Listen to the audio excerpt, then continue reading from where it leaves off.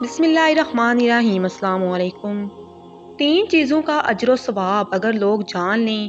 رسول اکرم صلی اللہ علیہ وآلہ وسلم نے ارشاد فرمایا، اگر لوگ جان لیتے کہ اذان دینے اور پہلی صف میں نماز پڑھنے سے کتنا اجر و ثواب ہے تو لوگ اس کے لیے قرآن اندازی کرتے۔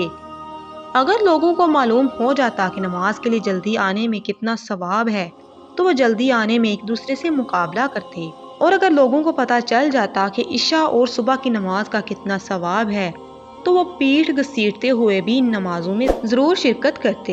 سبحان اللہ۔